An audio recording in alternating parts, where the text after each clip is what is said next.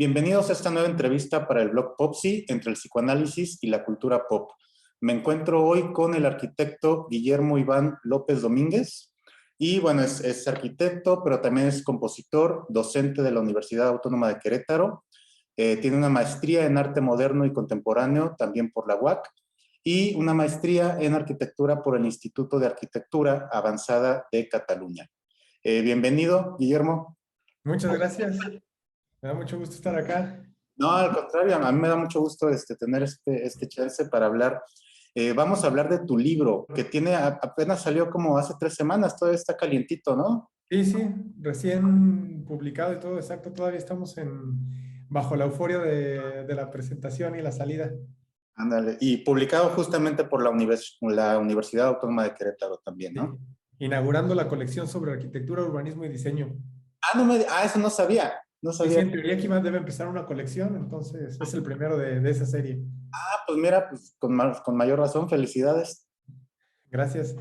Bueno, pues hay varias cosas, leí tu libro y hay varias cosas muy interesantes, hay mucho de qué hablar, entonces escogí ciertos conceptos, ciertos temas. Yo quería empezar con justamente el título, La arquitectura de la destrucción.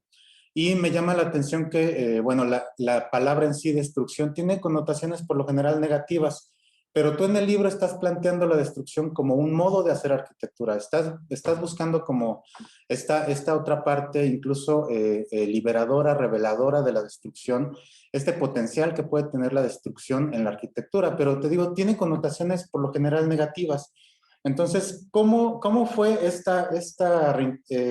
digamos, esta vuelta que le diste a la palabra destrucción aquí en tu libro? ¿Cómo la estás usando? Mira, en realidad tiene razón y parte del pendiente de la preocupación es, arranca esto pensando en cómo puedo contestar o cuestionarme las cosas que están dadas por sentadas en un área o en una disciplina, ¿no? Una de esas, lo que te decía, como que la idea de permanencia, y pues una cosa que pudiera hacer contrapunto y todo, es la destrucción, porque aparte, poniéndolo en términos demasiado burdo y básicos, pero la arquitectura esencialmente, como cosa construida, su misión ha sido competir contra dos cosas que se resumen en una, que es la naturaleza, ¿no? Lo que te decía el otro día, primero, una que es la categoría de luchar contra la gravedad, por eso la estructura es tan importante y es lo primero que se resuelve en cualquier construcción, o sea, hacerle un camino a las cargas para que lleguen al terreno, y la otra cosa es, en resumen, el intemperismo, o sea, que no se deshaga con la lluvia, el viento, el sol y todo esto. ¿Por qué? Pues porque tiene que resguardar las cosas que tenemos, y esa es una carga o una condición aparente sin la cual en teoría no podría haber arquitectura, pero a mí me interesa o me interesaba pues un poco tratar de desmanejar si de verdad el canal es tan rígido, y sobre todo porque también hay que entender como cuáles son los demás valores que están ahí. O sea, la permanencia no debería de ser el único valor como para decir, mira, esto merece la pena porque lleva 300 años, debe haber otras calidades y cualidades al interior. También hay quienes en el siglo XX han dicho que la materia prima de la arquitectura es el espacio. Y si aquello fuera verdad, entonces los materiales, aunque son los que lo confinan, lo conforman y demás, pasan como a una segunda categoría porque son el medio que se utiliza para articular, para distribuir, para administrar el espacio. Y ese es uno de los puntos de partida. Y además, efectivamente, sobre todo ahora presentando en la facultad, todo el tiempo estaba pensando como que no se fuera a descubrir el truco, porque incluso el lema de nuestra facultad en ingeniería es el ingenio para crear, no para destruir. Entonces dije, bueno, pues naveguemos ahí, como que no le ponemos mucha atención para no salir a levantar olas en esto, pero también esa reivindicación de que a veces un proceso de deterioro, de destrucción, también puede ser liberador en una primera instancia, y liberador en todo el espectro, ¿no? Platico, o sea, un edificio cuando cae estrepitosamente tiene así un instantito de verdad donde las cosas pesan y todo. Estamos charlando, tenemos cada uno 2 toneladas encima de la cabeza de losa de concreto y de no sé qué, y ya está anulado, está bloqueado porque suponemos que se va a soportar ahí mientras estemos adentro de este espacio, pero es en el momento en el que las cosas caen, en el que de verdad pesan, en el que se aparecen la tubería, que aparecen todas las cosas secretas adentro del edificio, y que nos damos cuenta que aunque era imperceptible, todo el tiempo aquello estaba bajo estrés, bajo carga, trabajando pues. y solo cuando se libera, se suelta, se relaja, aparece eso y es como un último testimonio de trabajo, de esfuerzo, de realidad, de materialidad y de cosa física. Hay una frase que, bueno, es la frase con la que abre tu libro, que me gustó mucho desde ahí. Eh, pues desde ahí es como, aparte, bueno, es comentario muy personal, o sea, es como un libro muy ameno, cualquiera lo puede leer, o sea, no necesitas ser arquitecto para leerlo, para seguirlo. Pero me gustó mucho la frase, que es, bueno, es una pregunta, ¿podrá tener la arquitectura el derecho a una muerte digna? Y de ahí empiezas a desarrollar todo este tema desde diferentes ángulos, hablas de diferentes cosas, surgen conceptos como la desarquitecturalización, la desfuncionalización, que todo esto implica, todo el prefijo des implica Ajá. re. Es una desarticulación, pero implica también una rearticulación, y todo esto alrededor de los supuestos de la arquitectura, ¿no? De que tiene que ser, la estructura tiene que permanecer, tiene que estar, es un depósito también de ideales de trascendencia, como lo pones. Y tú estás replanteando otra cosa, o sea, estás planteando la destrucción como una forma de repensar esos supuestos.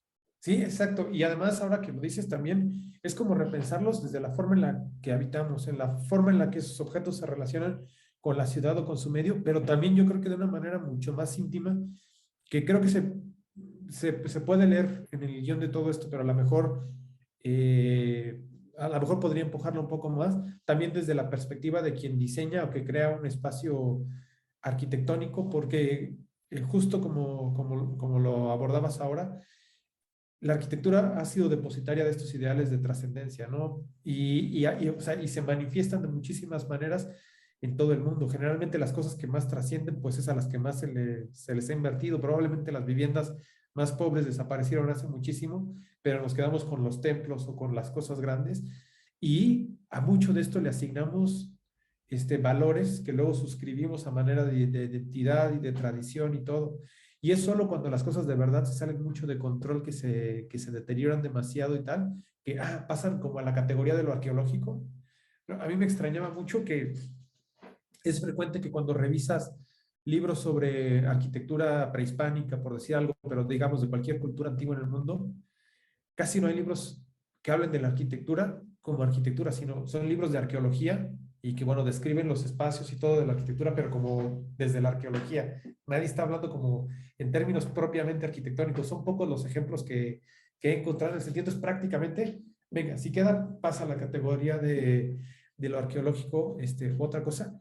Y esa aspiración a que a lo mejor, en vez de estar preocupados porque las cosas tengan que ser permanentes, a lo mejor como pregunta, justo por eso está planteado como pregunta, a lo mejor una muerte digna tampoco está tan mal en el sentido de que se entienda que aquello ha cumplido como con una misión ha cerrado su contexto y todo y sigue, ¿no? Porque hay como un discurso muy ambiguo. Si tú platicas desde el presente con las personas que quieren diseñar, están hablando de hacer cosas muy apropiadas para el usuario, para el cliente, que se ajusten a sus necesidades y tal y tal. Pero a mí siempre me perturba un poco porque esas necesidades y ese cliente, aunque sea la misma persona, cambian muchísimo a lo largo del tiempo. Por todo, emocional, culturalmente, pero hasta por salud. O sea, no es lo mismo hacerte una casa cuando tienes 20 años y seguirla utilizando cuando tienes 80. O sea, algo va cambiando y te vas dejando ahí. Estoy pensando, hace un momento estaba hablando de una de las casas de Luis Barragán, o sea, su casa donde él vivía, su habitación y todo están modificadas por él mismo cuando se hizo mayor y ya no se podía mover, entonces empezó a modificarlo. Digo, claro, como él es el autor y él lo modifica él mismo, pues no se nota, no hay como que, mira, está alterando un Barragán porque él es el propio arquitecto el que lo está haciendo. Pero entonces a mí pensar en cosas demasiado específicas, así a detalle, me perturba. Mi experiencia diseñando, por ejemplo, bibliotecas. O sea, me entrevisto con los estudiantes, hablo con la sociedad de alumnos, con los maestros, con todo. Todo el proceso de diseñar la biblioteca y construirla, todas esas personas con las que me entrevisté, fundamentalmente estudiantes, ya terminaron la escuela, ya se graduaron y nunca la utilizaron. En realidad a ellos les tocó padecer la obra, pero terminaron. Y lo único que me queda esperar es que aquellas vivencias de unas personas que conocí en un momento se puedan extrapolar a una generación actual. Y cuando piensas en la distancia ¿Qué hay después con edificios que tienen 200, 300 o 500 años? Se hace todavía más difícil de entender. Quizá en un contexto como más histórico, a lo mejor la velocidad del cambio y la velocidad de la construcción era más dilatado y a lo mejor esas cosas se mantienen más vigentes que lo que pasa hoy en día, ¿no? Que nos damos cuenta que, no sé, una fábrica tiene un ciclo de vida a lo mejor de 30 o 40 años y ya hay que reformarla o cambiarla. Un aeropuerto, no sé cuánto tenga de ciclo de vida. Un mercado, o sea, muchos programas del mundo contemporáneo y moderno tienen otro ciclo de vida. Y añadiría un detalle más, que justo esa especificidad también se convierte en un lastre cuando las cosas tienen que modificarse. O sea, hay edificios que sabemos que fueron convento, museo, cuartel, edificio público, oficina de correos y no sé qué. Siguen pareciendo lo que eran originalmente, pero de alguna manera han podido albergar el tránsito de cosas. Pero hay otras que al ser tan específicas, o sea, a mí así me explota la cabeza cuando pienso en un conjunto, por ejemplo, de casas de interés social, de esas que se construyen a las afueras de las ciudades donde no llega el bus, se va el agua seguido y tal, y que están nuevas y abandonados, ¿eso cómo lo vas a reconvertir? O sea, es imposible restaurarlo y decir, ah, pues otra vez lo vamos a hacer campo de cultivo, porque aunque tuvieras esa buena intención, la tierra que te llevaste ahora la tienes que sacar de otro lugar para volver a poner tierra fértil. Pues eso no va a pasar.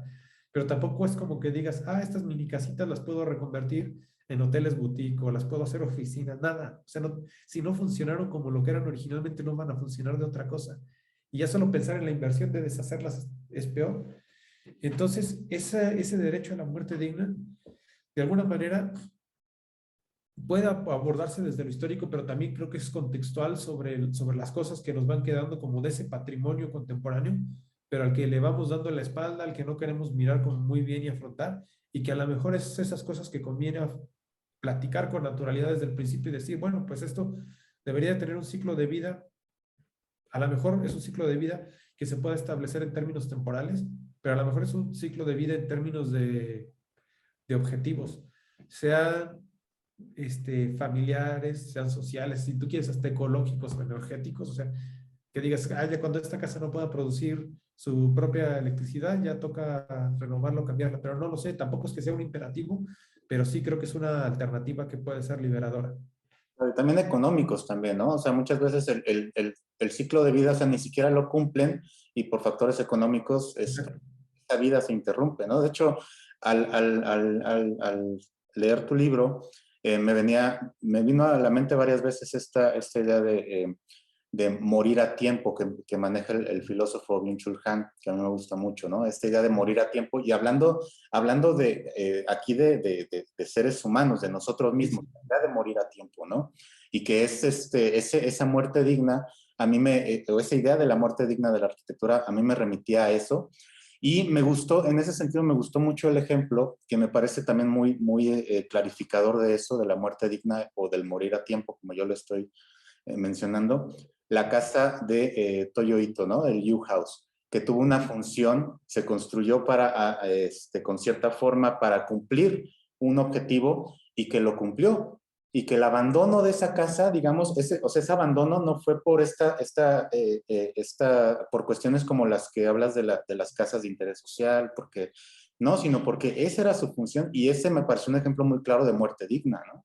Sí, a mí también me parece, sobre todo creo que en el fondo me parece enternecedor o conmovedor, quisiera decir, porque la casa que platicas brevemente es una casa que diseñó Toyo Ito para su hermana y sus hijas cuando su hermana enviudó. Su esposo enfermó de cáncer, una enfermedad terminal, así que fue un proceso muy duro. Y entonces esta casa la diseñó para ellas un poco pues para el duelo y para empezar una vida nueva sin el papá. Y es una casa muy curiosa, está complicada un poco de verla. Hay algunas fotografías y luego también han hecho algunas visualizaciones en tres dimensiones, pero tiene forma de U. Entonces digamos que el área pública está en U, entonces todo el tiempo hay un espacio detrás, o sea, la curvatura nunca te deja ver como el continuo de todo. Y al centro había un patio y al final era una casa muy íntima, muy volcada hacia el interior y cuando las hijas crecieron y se mudaron y la hermana también creció, o sea, digamos, cuando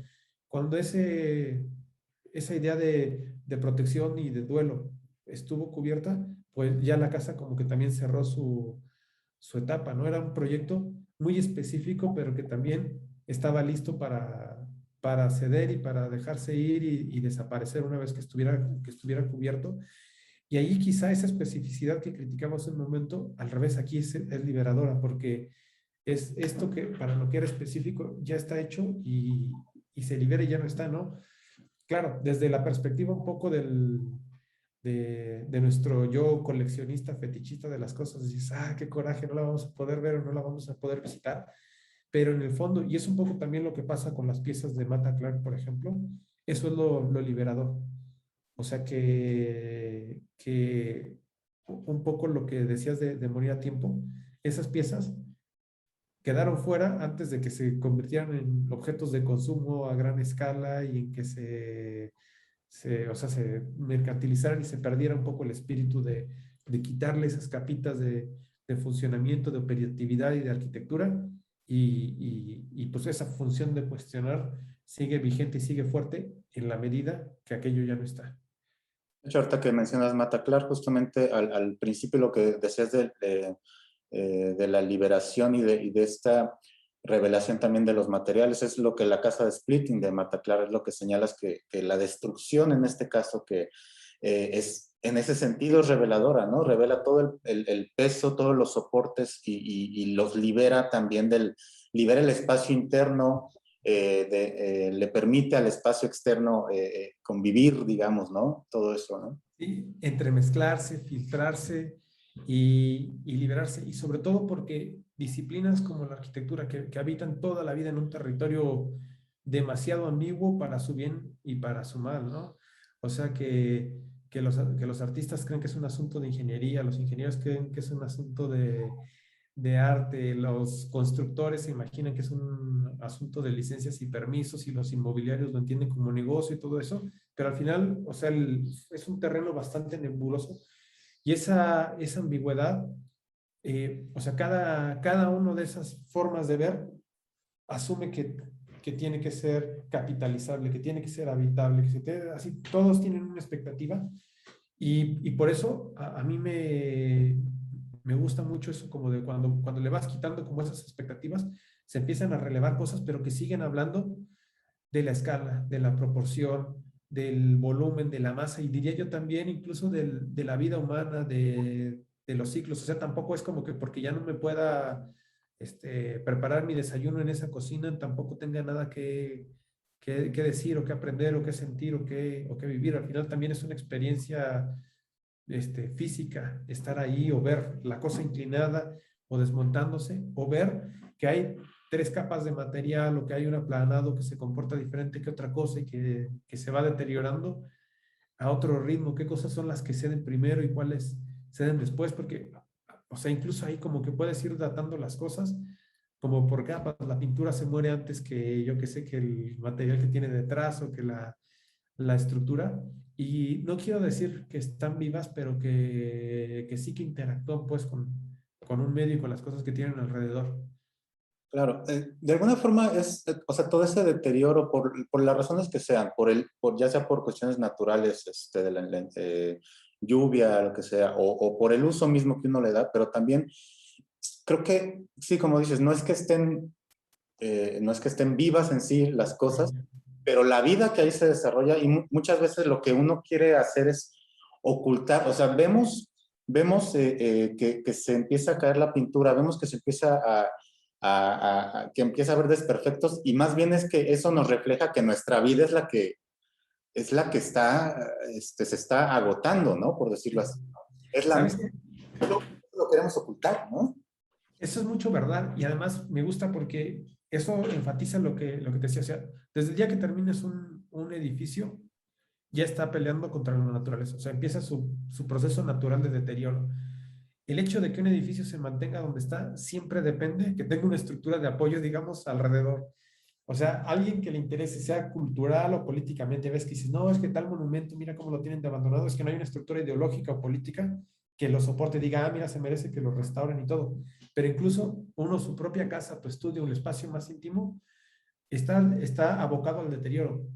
nuestro trabajo siempre es estar viendo cómo mitigárselo, cómo alterarlo, cómo, ya se raspó, le voy a, tal, ya tengo una gotera, a que venga alguien a arreglarla o a taparla, y estar haciendo todos los parchecitos y las cosas para que aquello no deteriore. Ya le salió una ramita, arrancársela para que la raíz no crezca. Esa también es como otro tipo de relación que tenemos con la arquitectura, que es estarle cuidando que su proceso de deterioro se ralentice, se mantenga operado, pero ya hay una naturaleza inherente de ir abocados hacia acabarse, hacia el deteriorarse, ¿no? O sea, las cosas se ponen lentas o se mantienen porque queremos que eso pase, porque les ponemos empeño, porque emocional, personal, culturalmente, económicamente significan algo.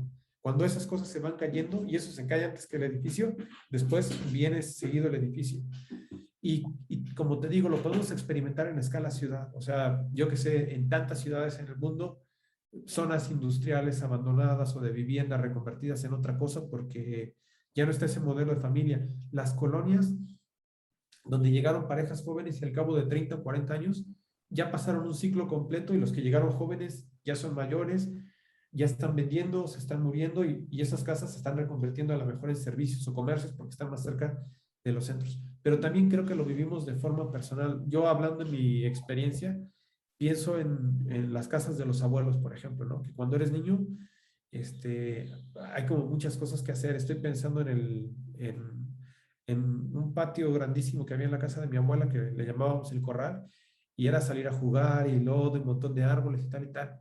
Y como conforme han pasado los años, o sea, en aquel momento había muchos árboles con frutas y cosas, y ahora cada vez que voy, los árboles están más chiquitos o más secos. El árbol más grande, que era un paraíso, se partió y se cayó, entonces está como la mitad del tronco. Y también habla pues de eso, ¿no? O sea, de ese ciclo, los que vivían ahí, que también estaban más jóvenes y tenían energía de cuidarlo más, tampoco están y también se les va de las manos y empiezan a aparecer todos esos signos de la edad, ¿no? O sea, hasta que alguien viene y lo vuelve a cambiar o a reapropiar o le vuelve a asignar un valor, aquello cobra vida, pero somos nosotros también los que todo el tiempo le estamos inyectando ajustes, cambios y parches a las cosas para que se mantengan en condiciones aceptables. Pensando en todo esto, me voy a ir brincando así porque te digo, son Sí, muchos. sí, está genial. Yo también todo el tiempo salto las cosas. La idea de la ruina, por ejemplo, ya que hablaste de esta parte que ya no se ve como arquitectura, sino se le presenta como, en libros de arqueología más bien, ¿no? O sea, como que el enfoque va por ahí. Ah, Y me llamó mucho la atención, me gustó esa parte que hablas de la manera en la que las ruinas antiguas nos inspiran respeto, pero las ruinas contemporáneas son repulsivas, ¿no? Son como que no las quiero ver, esas ocúltalas o de plano destrúyela porque como un recuerdo de un fracaso de proyecto moderno, ¿no? sí, híjole, a mí eso es una de las... ¿Sabes? Cuando se pone uno, cuando se interesa uno por investigar algo, pues normalmente tiene que ser porque tiene uno muchas dudas y muchas preguntas. Creo yo, la mayoría de las veces. Yo no soy tanto así en plan de método científico de observación y de hipótesis y tal, pero sí que soy de que hay cosas que te dan curiosidad y no como curiosidad superficial, sino que le empiezan a intrigar a uno, ¿no? Como que te ves recurrentemente pensando en aquello.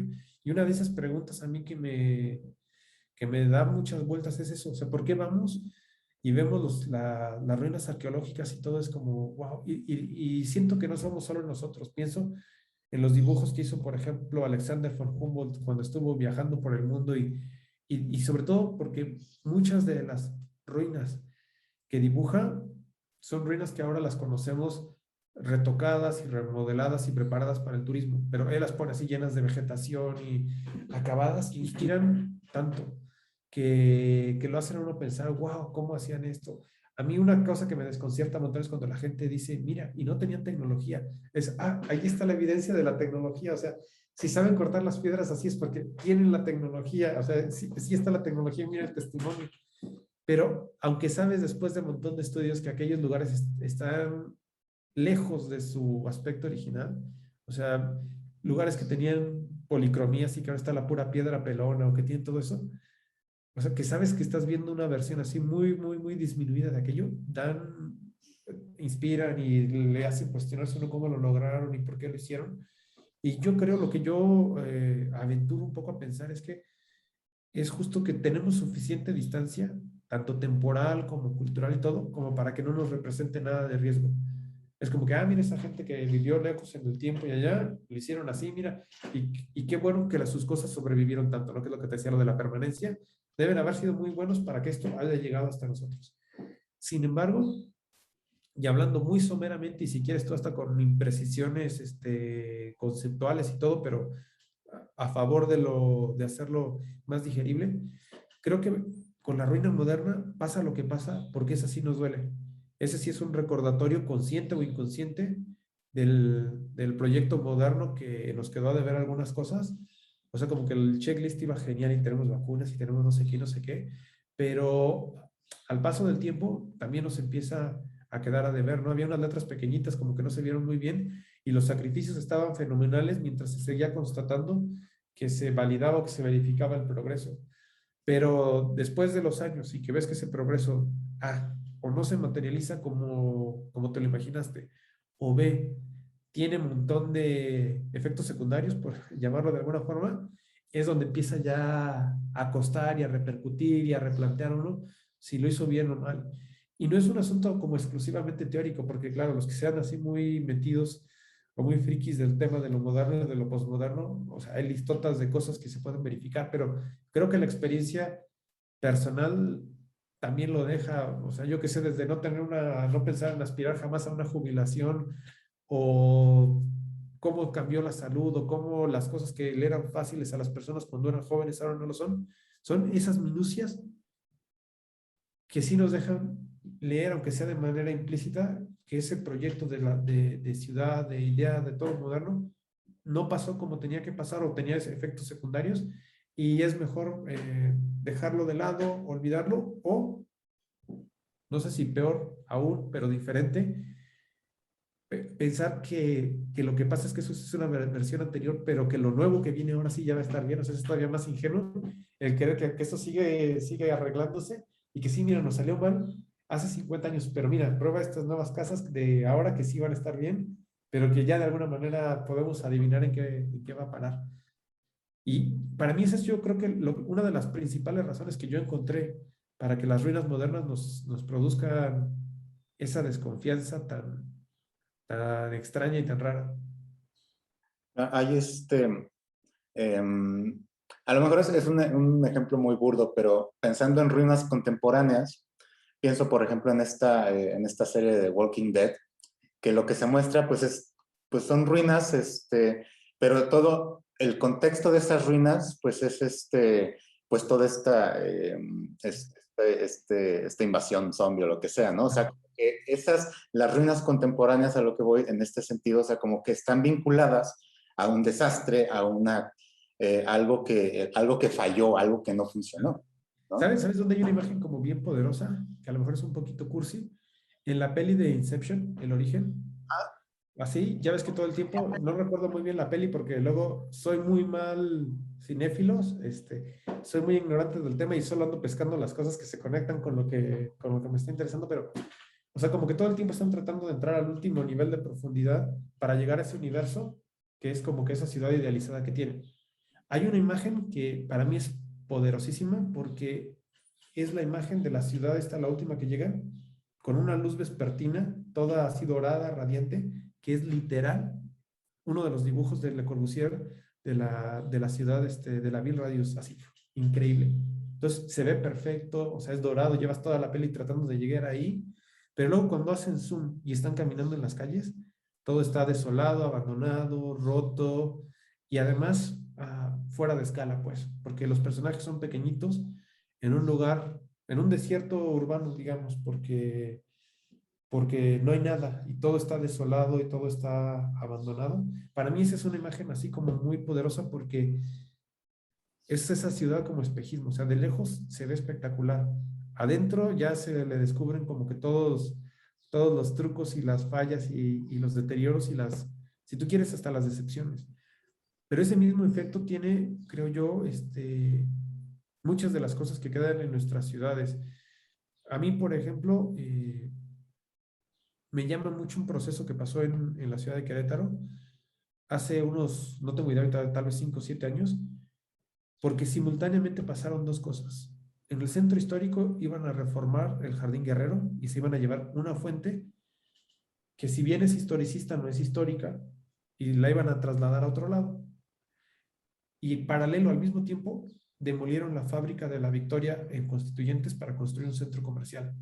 Y a mí me sorprendió mucho cómo el público pues se rasgó las vestiduras y se emocionó mucho de ir a salvar la fuente, que insisto, si bien la tienen en sus recuerdos de los 60s o 70s para acá, no representa nada histórico, y de alguna manera lograron parar que se llevaran la fuente, pero al mismo tiempo nos estaban quitando un edificio que sí que era testimonio de la historia urbana de la ciudad, que sí que afectó cómo se pobló esa parte de, o sea, cómo creció la ciudad en aquella dirección, y nos pasó delante. Y un poco tiene que ver con eso, porque lo que teníamos aquí delante, sin tratar de entrar en juicios de si esté bien o mal, pero viene acompañada con un recuerdo dulce, no sé cómo decirlo. Lo otro, como es industrial y todo, por valioso y por tal que sea, pues se asume que entra en un ciclo comercial diferente, como que se asume que aunque sea una cosa privada, no se considera el valor que tiene a nivel como social y tal, y se nos va adelante, y nadie levanta la mano, nadie opina nada, y ya, no está, se acabó, y la fuente ahí se quedó, se salvó mágicamente, a esperar a otro ciclo de renovaciones, a ver si le toca o no le toca, moverse a otro lado. A mí eso así me sorprendí, por esto que es como que en todos los registros, como en un registro, si tú quieres conceptual, teórico, abstracto, ahora se me ocurrió un ejemplo cinematográfico random, o en lo que vivimos en la calle caminando, y ahí está. Ahorita, que dices con este ejemplo de la fábrica y eso, me acuerdo de eso, y me remite a lo que dijiste al principio, si entendí bien, esta parte también que la arquitectura, para sostenerse, también necesita de una ideología alrededor que la sostenga, no es nada más lo material, ¿no?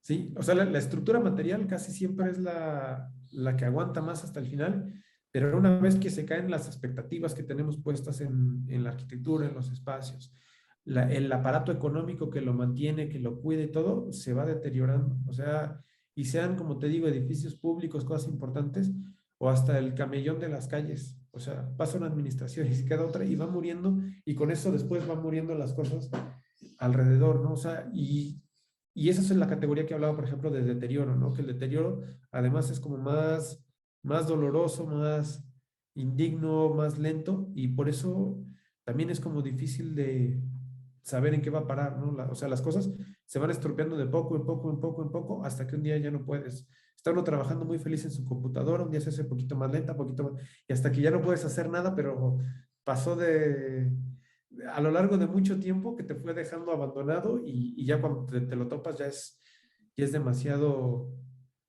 tarde. Y, no, perdón, adelante, adelante.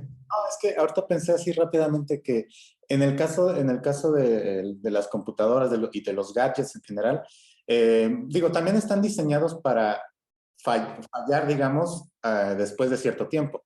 Y eso ahorita lo que pensé fue que este concepto del que hablaste también en tu libro, casi al final, de una arquitectura autodestructiva. O sea, no es tanto como para que falle, sino más bien pensando en que cumpla su ciclo de vida, o sea, que incorpore esa idea de la destrucción a su concepción, ¿no? Va, Sí, va por ahí, ¿no? Creo.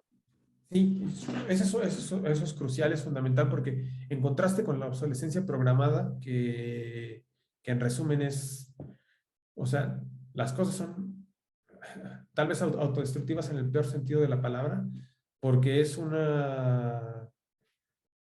o sea, es un abuso, pues, esa emulación, porque no han cumplido, no han cumplido con la misión, sino que literalmente se rehúsan a seguir operando. En la arquitectura, lo que yo trato de decir o empujar es que a lo mejor no es una cosa, como te decía, ni temporal, ni cronológica, ni nada, pero es más un asunto como de misión cumplida, de cosa cabal o completa, lo que permite cerrar un ciclo. No es interrumpirlo para hacerlo de vuelta, sino es, o sea, esto puede llegar hasta aquí, estas cosas nos pueden acompañar hasta acá, porque ya no están esos valores o esas realidades, y pues lo podemos dejar o relegar o mirar para adelante para hacer otras cosas, ¿no? cada generación se busca, se consigue o no ciertos derechos sobre su espacio, sobre su ciudad, ¿no? Siempre está esta carga, pero también supongo que pasa con los padres y con todo, y dices, bueno, es que nos heredaron esta cosa histórica y tal, pero es, sí, tranquilo, cuídala, pero también hay otra misión que es más importante, que si tú eres de los que cree, por ejemplo, que el patrimonio es muy valioso, pues concéntrate no solo en lo que es de preservar, pero también en generar otro nuevo que represente esos valores que puedas tener tu momento y tal. Y yo creo que en ese sentido lo autodestructivo que planteo va más en esa dirección, o sea, en una arquitectura que tenga los mecanismos para desactivarse cuando se tenga que desactivar, que lo haga menos traumático el dejar las cosas. Pasa mucho en la política, por ejemplo, con los liderazgos, ¿no? O sea, normalmente a los liderazgos fuertes luego les cuesta heredar lo que tienen porque todo estaba centralizado en torno a ellos. Cuando algo tiene un mecanismo para desactivarse es, tengo un buen liderazgo, pero tengo un mecanismo para después, o sea, que pueda haber continuidad independientemente del momento, porque eso ya es un hecho, ya es algo que naturalmente tendrá que pasar un relevo. Y también, no sé, a lo mejor esto no viene tan a cuento, pero muchas de estas referencias o de estarle buscando, pues naturalmente he estado contextualizándome en otras áreas del arte y del pensamiento y no se estaba pensando también, o sea, ha habido ya antes arte autodestructivo que digamos, su proceso es el de deshacerse, donde queda su registro y pues de eso tirar un poco también como experiencia de referencia o análoga, pues. Es pregunta, ¿la casa de Toyo Ito, la Yu House, sería un ejemplo de arquitectura autodestructiva, digamos? Esa es una pregunta complicada porque si tuviera que responderla con precisión, necesitaría como que todos los detalles de cómo fue que la desmantelaron y todo. Pero si tuviera que responder rápido y todo, diría que sí. Diría que creo que puedo intuir que sí que hay algo ahí dentro. Porque también hay otro ejemplo, que era lo que te decía, como los proyectos de Mata Clark, que ahí más bien es, entre muchas otras cosas, pero yo me imagino a Mata Clark dándoles, salvando las cosas de morir indignamente, ¿no? O sea, la mayoría de sus piezas estaban destinadas a la demolición y entonces dice, préstamela 3 meses, que la vamos a recortar y todo. Y entonces una casita totalmente anónima, aburrida, sin chiste en un suburbio de veto a saber dónde, cobra un protagonismo especial justo al momento de estarse liberando y de estarse despojando de las cosas que tiene. Y sea la casita, sea la galería. Uno de los primeros proyectos que hizo Plata Clark fue en una galería en el sótano excavar para tratar de descubrir los cimientos. Y ese recuerda, o sea, que se ocupa todo esto para que esto se pueda estar soportando y cargándose, pero es esa recuperación de, de la dignidad como in extremis. O sea, esas cosas se salvan, quedan en la memoria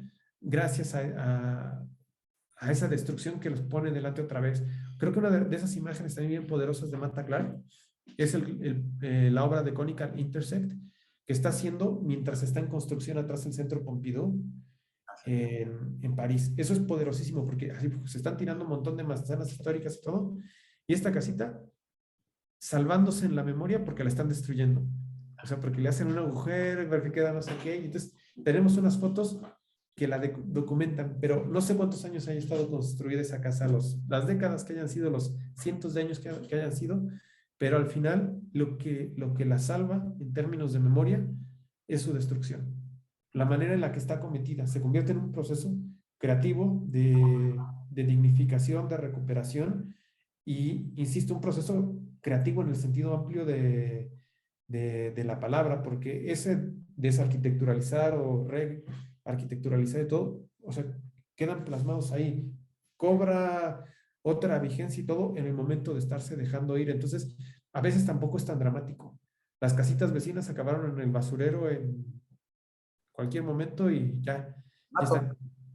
Esto se salvó y seguimos platicando de ello porque alguien tuvo cariño para destruirla y porque entendió como que había una ruta destructiva, no por ello menos creativa, valga la aparente antinomia en el asunto, pero no por ello menos creativa para recuperar ese espacio, para saborearlo de otra forma y finalmente para dejarlo ir.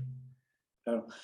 Ejemplos de arquitectura autodestructiva, aunque sean de la ciencia ficción o en alguna otra película que te venga a la mente, algún ejemplo, cómics. Híjole, esa es una pregunta complicada, pero mira, pensando rápido y tampoco, como te insisto, soy un súper ignorante del cine, entonces Los todo lo cómics, que, todo ¿no? lo que meta la pata, me avisa, pero alguna vez estaba leyendo un artículo, por ejemplo, sobre las guaridas de los enemigos de James Bond, que a lo mejor en el microuniverso dentro de la narrativa de la película no, pero ahora que, o sea, que lo ve uno como el universo de, son cosas que ya están destinadas a destruirse o a colapsar, o sea, es parte de esa narrativa, de ese logro o sea, esa resolución de una trama que sea autodestructiva. Una casa que no es pensada como autodestructiva, pero que sí es increíblemente liberadora, pues es la de la peli de Zabriskie Point, que vuela al final, porque además no es una secuencia mínima ni que se pueda descartar, porque explota de todas formas. Vuela, explota, por un lado, por otro lado, en cámara lenta, en cámara rápida, salen las cosas volando, pero esa sensación liberadora se nota sobre todo al final, cuando empieza la música y te das cuenta que lo único que se murió es la arquitectura, porque los libros siguen volando y flotando, la ropa flota, las frutas flotan, o sea, si hubiera explotado de verdad todo, pues los libros estarían quemados, la ropa estaría quemada si hubieran volado, pero no, las cosas, los objetos cotidianos se liberan y entran como en esta condición de ingravidez. O sea, es la cámara lenta, pero lo que yo siento cuando miro eso es pensar que están en la ingravidez, están flotando, no es así como que bajo la carga de muchísimas cosas. Entonces, aunque probablemente la casa no es autodestructiva, sí que de alguna manera me remite pues a eso. Y pensando en los cómics y en todo esto, esa es una pregunta buena porque ahí sabes, yo creo que hay una cosa que es que valdría la pena estudiar. Ahora mismo no tendría argumentos en ninguna dirección, pero es lo reiterado de la destrucción, ¿no? O sea, las ciudades, yo que sé, por decir algo como Metrópolis o como Nueva York o tal, que toda la vida tienen calamidades, toda la vida van a por ellas porque ahí vive un superior, o sea, permanentemente están en destrucción, en destrucción, en destrucción, cayéndose, cayéndose. Y eso es importante porque algo seguro están representando. O sea, ahorita seguro que hay ejemplos más contemporáneos, pero viajé 30 años al pasado con el cómic de la muerte de Superman. Y o sea, cómo estar peleando va destruyendo como que todo alrededor, pero o sea, al final se están cayendo las imágenes de una ciudad conocida con un personaje que la representa de alguna manera. Y seguro que debe de haber muchos ejemplos. Mira, el otro tal vez, que no es tanto de la arquitectura, sino de la ciudad, pues el de Watchmen, Ajá. al final de la película, o sea, que se vuelan, o sea, una ciudad entera para salvar a la humanidad, en esta cosa así de una moral ambigua y complicada que lo deja uno o sea, esto es un bien mayor o no, pero que evidentemente nos remite a la bomba atómica y nos remite o sea, a un montón de experiencias que, que no son ficción, o sea, que nos las recuerdan tangentemente y es como que me quedo con la peli para no quebrarme la cabeza, pero que están ahí, no sé, son los que recuerdo ahorita como claros, pero seguro que sí, que poniéndose uno a buscarle, abundan esos ejemplos. Preguntaba de la casa de Toyorito, ¿no? O sea, pensando en que va a albergar tal cosa y pues bueno, somos conscientes de eso, dejamos de lado estos ideales y si con esa, digamos, autoconciencia bastaría para considerar una estructura autodestructiva en el buen sentido, ¿no? O si también, bueno, en cuanto al diseño, si tendría que considerar como en su creación, en su formación, pues una manera fácil, funcional de desconstruirla, ¿no? O sea, Eso creo que tiene como tres vertientes y a ver si me acuerdo de las tres cuando las quieren listar.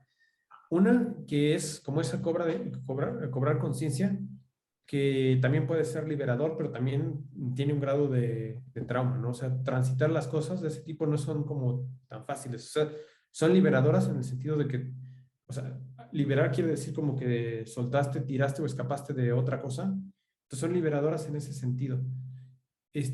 Cuando lo traduces al punto, a la perspectiva creativa, tiene que ver también como, no sé si con bajar las expectativas de qué va a pasar con eso cuando ya no estés o cómo lo van a tratar, pero sí tiene con ponerlas en otro lugar, ¿no? Como hay otras cosas que hay que cumplir antes de la expectativa trascendental. Esto también es complicado porque platicado lo digo muy fácil, pero también creo que de fondo choca con cosas más íntimas y con cosas de, que cada quien vive de alguna manera y no sé, que son cosas de, incluso de personalidad o de, a lo mejor la palabra no es la apropiada, pero de cosmovisión personal, ¿no? O sea, lo que espera uno de su vida, de su ciclo en el mundo, de todas esas cosas, y pues por eso son más complicadas, pero cuando como que reapuntas esas expectativas a la hora de diseñar o de crear de todo, eso también puede mejorar un poco la perspectiva. Y ahora llegamos al momento dramático, que es acordarme del tercer punto, que creo que ya se me está jugando. Tiene que ver con una cuestión también de diseño, como de que, para que se deshaga fácil. Solo con el alemán lo entendí. Y con lo de desarmar y de desmontar, sí que tendría que ver también, aunque eso es igual, o sea, a lo mejor es ya más desde una perspectiva pragmática del mundo contemporáneo en pensar las cosas como desmontables más que mezcladas, ¿no? O sea, el problema con las demoliciones es que cuesta mucho reciclar porque una vez que ya se puso a interactuar el cemento con el agua y con la grava y se hizo concreto, ya no hay forma de recuperarlos ni de separarlos. Se transformaron químicamente y son una sola cosa, entonces no los puedo recuperar. Al sacar el acero es un trabajo infinito a lo mejor para estar haciendo eso, pero sí, pensar en algo desmontable es una ruta, una alternativa, pero igual habla también del mundo en el que vivimos y en ese sentido también puede tener este, su valor y su validez diseñar o contemplar elementos que sean modulares y que se puedan cambiar y llevar y todo eso. Ese es el tercer punto, gracias.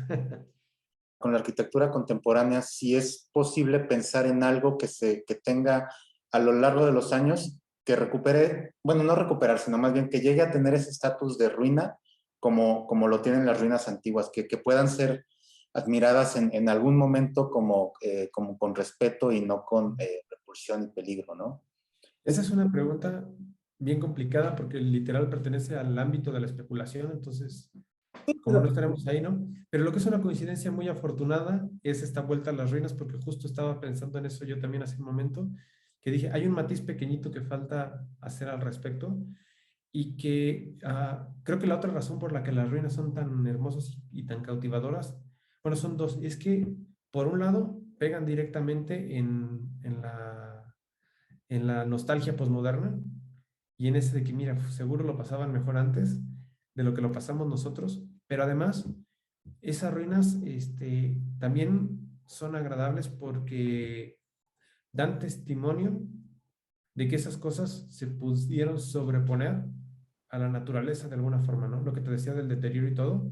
Y me estoy acordando también, digamos, para ilustrar un poco de manera visual lo que platico ahí, pero pensando en las pinturas del Caspar David Friedrich, de las ruinas y de un pedazo de templo o tal, pero incluso, no sé, en la música de los románticos, así como, o sea, las piezas como El mar de Debussy o La tempestad o todas esas cosas que son de nosotros contra la naturaleza. O sea, dignifica mucho esa sensación de que ante algo sobrecogedor, algo permanece, algo aguantó, algo quedó, aunque sea como testimonio, y es la otra cosa que encanta mucho. Pasando al mundo contemporáneo, yo creo que si bien no ocasionan, no dan esa sensación como de dignidad, porque tal vez no vaya a ser la sensación que busquemos en el presente, pero algunas cosas creo que sí ya podemos atisbar en qué van. Estoy pensando en lugares como Chernobyl como desastre nuclear, que siguen cautivando de una forma fuerte, porque independientemente de sus condiciones, digamos, como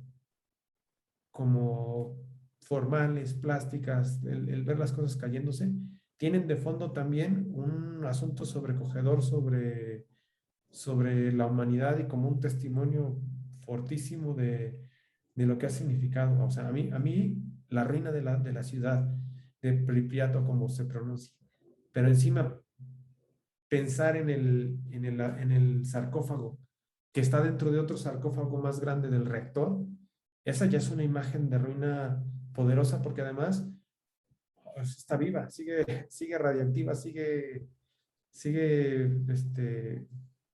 activa y eso habla pues como el tiempo. Y después, también de manera bien especulativa, o sea, ya estamos atisbando, así como el episodio 2 o 3 no sé, de la conquista del espacio. Y yo creo que es indudable que tarde o temprano habrá cosas en la Luna y probablemente en Marte y todo.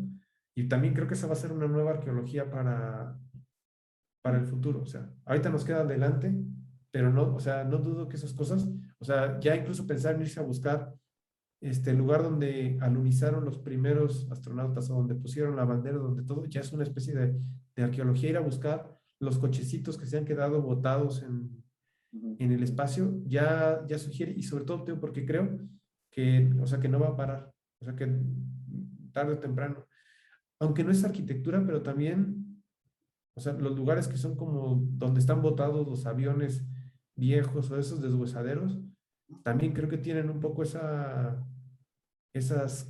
reunirán esas características, pues, para darnos cautivarnos de esa forma, ¿no? Para que vayan y la gente diga, pero mira, ¿cómo es que tenían, si no tenían la tecnología para volar, cómo lograron inventar este asunto? Así que no sé si a lo mejor, bueno, estoy pensando que tal vez eso tiene que ver un poco con algo que mencionas de la destrucción como proveedora de vacío, y vacío no como carencia, sino como ausencia, como que como que hay una historia, o sea, aunque hay algo que no está, pero hay una historia que es la que nos fascina, como a lo mejor en el caso de lo que dices de Chernobyl, aunque bueno, sí está todavía, o sea, está la ciudad ahí, perdón, pero por ejemplo, el caso de las Torres Gemelas, ¿no? Que también se vuelve como es una ausencia, pero es un vacío como ausencia, y esa ausencia, independientemente de la cuestión del terrorismo y lo que sea, pero es un tipo de vacío que le da un estatus distinto, ¿no? Es que justo edificios como esos, en su ausencia se han hecho presentes. Porque antes, así con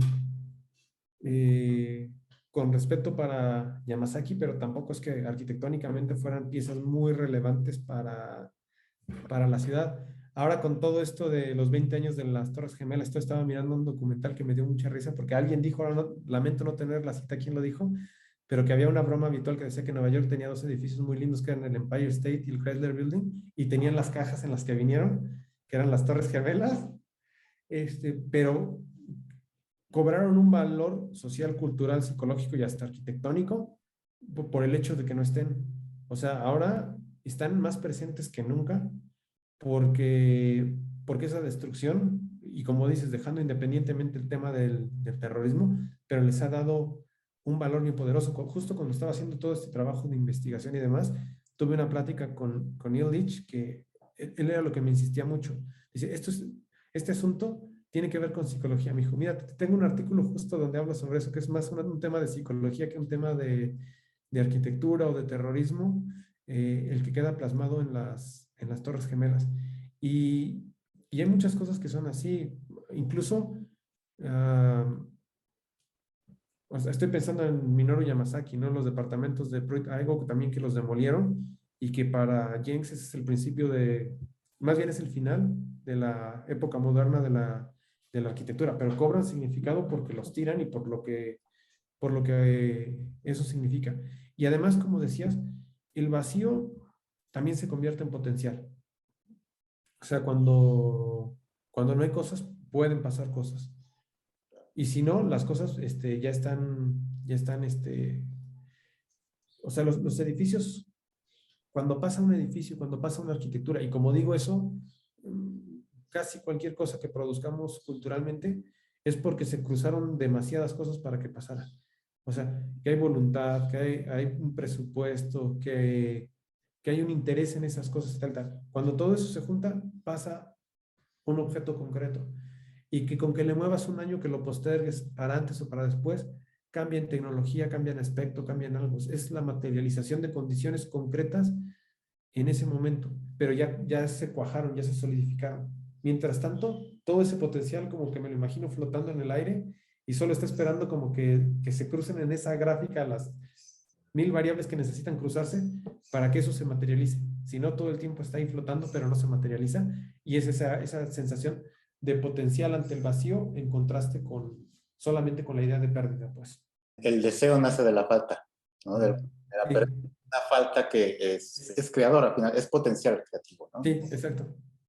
Hay muchas cosas, podríamos seguirnos hablando un buen rato. Igual podemos después platicar de algunos otros temas, porque son muchas cosas que está muy interesante y aparte otra vez, o sea, es un libro muy ameno, ¿no? Que bueno, ¿dónde se puede conseguir? ¿Aquí en Querétaro o en dónde más?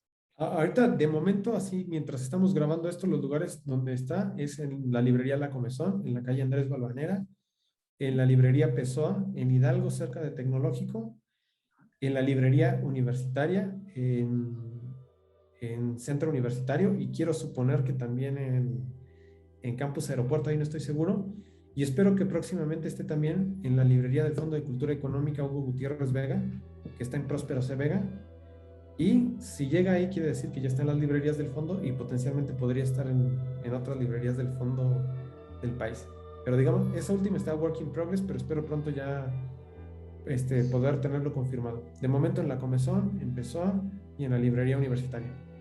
Pues ahí está, bueno, para quien les interese. Y también, bueno, por ahí vas a estar etiquetado ya que salga la entrevista, entonces ahí también te pueden... También me pueden escribir, claro. Sí, súper. Oye, pues muchas gracias, Guillermo. Un gusto platicar contigo como siempre. Y pues muchas gracias por aceptar la invitación. No, muchas gracias por la invitación y te mando un abrazo muy fuerte y gracias por dedicarle tiempo al libro y tiempo a la entrevista. Lo aprecio muchísimo.